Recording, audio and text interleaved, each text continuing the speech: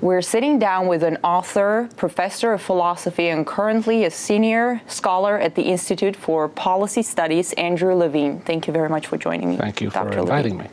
me. You contributed to a book. It's titled Hopeless: Barack Obama and the Politics of Illusion. What was the illusion, in your opinion, and how did it get hopeless? Well, Obama, of course, campaigned on the idea of hope and the possibility of change. But he was skillful in turning himself into something like a Rorschach figure in which anyone could see whatever they wanted to see. Changes were not certainly ruptures with the past, and they dashed the expectations of virtually every constituency that supported him because they envisioned transformations of American domestic and foreign policy that were far more far-reaching than what Obama actually even attempted, let alone achieved. As far as foreign policy, you're writing that President Obama's wars could come back to bite him, even the ones he didn't start, but which you argue are his by now. He pledged to withdraw from Iraq and Afghanistan. He says that's what he's doing. In what way could they bite him? Well, they could all fall apart. In effect, the United States lost both of those wars even before Obama assumed office. But the imperative that Obama faced, which was also the imperative that George Bush faced in his final years, was not to lose face. I'd like you to expand a little bit on Afghanistan. You argue that Afghanistan in particular has turned into a face-saving operation for the president. How is he handling that? Well, to the extent that he can develop a consensus in the political class in the United States to get out as soon as possible, which seems to be happening not particularly through his own initiatives, he will get out. But unless that develops, there's going to have to be a continued presence there of some sort, which is going to continue to wreak murder and mayhem and not to achieve any of the official objectives that the United States put forward in entering into that conflict in the first place. Now, if that explodes, then Obama will look bad because the United States will look weak and it will look defeated, and that's not a recipe for success for someone who is embarked on an electoral campaign.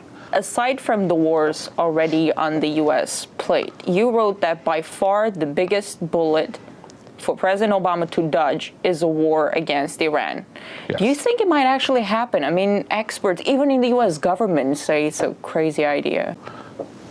Well, it looks now like Obama has dodged that bullet at least until November by buying off Israel with arms. What do you think about the president's approach with regards to Iran when he's trying to cater to everybody, in a way, to the Israelis by saying that he would be ready to go to war, and to everybody else by saying that he actually doesn't like the drums of war and there's still a chance for diplomacy to work? Well, I think the result is that although he may have succeeded in avoiding a war between now and the election, and maybe even afterwards, one could hope, the rationale for the war remains intact, and so the danger that events could transpire, which would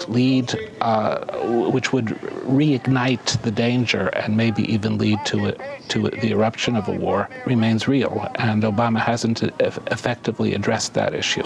I think this is an instance of a general problem with Obama's presidency, and it's partly why it's very hard for any of Obama's supporters to come up with any reason for supporting him, especially for supporting him enthusiastically in the upcoming election, other than that the alternative is so much worse. Because whatever he's accomplished that can, on balance, be given a plus, it's always encumbered by negatives that are very nearly cancel out the benefits. The contenders for the Republican nomination, they have a pretty scary rhetoric when it comes to foreign affairs. Yeah. Everyone minus Ron Paul. They don't seem to have words political solution in their vocabulary. Right. And yet you called President Obama the most hawkish of the lot. Why? Well, he's the most hawkish of the lot with respect to some issues and not with respect to all issues. His position on Afghanistan is, at least momentarily, probably more hawkish than that of Mitt Romney. They have all of them said that now is the time to get out. And Obama, as the steward of the empire, can't say that, and so he wants also to said maintain. that. Well, He said gradually, yeah, we have gradually to get out. Yes, about it. gradually to get out. But that's different from getting out now, which was what even Newt Gingrich said. On a different note, related to domestic politics, I want to ask you about the Occupy Wall Street movement and where you think it's heading. These people took to the streets to protest the culture of revolving doors in Washington, the cozy relationship between corporations and politicians, of unlimited contributions to political campaigns, which many see as legalized corruption. Do you think their voices were heard? Yes, in a general, fairly diffuse cultural sense. I don't think you can that Wall Street banksters are cultural heroes anymore, the way that they used to be. In terms of policy making, what about? In terms of policy making, probably not. At least not with this administration so far. There was a backlash that took creative form and that led to a kind of awakening, a kind of consciousness raising. And where that goes now as the spring is coming and new forms of struggle are likely to emerge, and how that will interact with the political campaign, which he has to respond to that. Which and unfortunately, he has. In his State of the Union address, for example, he would say that there's a need to keep the Wall Street in check, that it needs to be better regulated. He would say all those words. He can say that, and then he can go right out and not keep Wall Street in check. Soon, Americans will face a choice between Mitt Romney, most possibly, and Barack Obama, candidates from two parties, Democrat and Republican. You wrote that Romney's, and I quote here, awfulness will win the election for the Democrats. I want to ask you about the two-party system and the two-horse race that it established effectively. Do you think Americans have that much of a choice when electing a president? It's sort of like Coke and Pepsi, and the level of antagonism that undoubtedly exists in the places where those things are manufactured and marketed. At the level of underlying political vision or underlying political orientation, there isn't that much difference, and Romney would probably be perfectly happy doing what Obama does. We have a media which is so thoroughly controlled, and all the institutions that manufacture opinion are so pervasive, and our electoral system has become basically like an advertising. It's become a sales promotions. There are brands and there are people trying to sell different products. One of two products.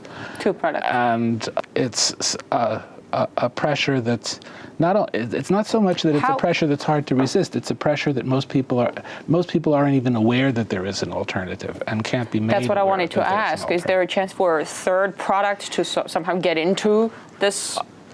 Well, historically, that only seems to happen to some small extent when the third product is backed by a huge amount of money, like when Ross Perot was running for president. And the Greens can't do that, and they're not going to have in 1992, backers. Right? That was in 1992, yeah.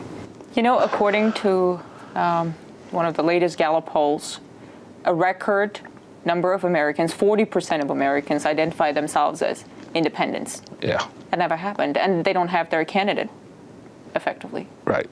We have a very profound disconnect between what people want in any meaningful and recognizable sense of the term and what the political process offers in the way of alternatives. By the way that the party system has evolved, especially in recent years, that makes it, and by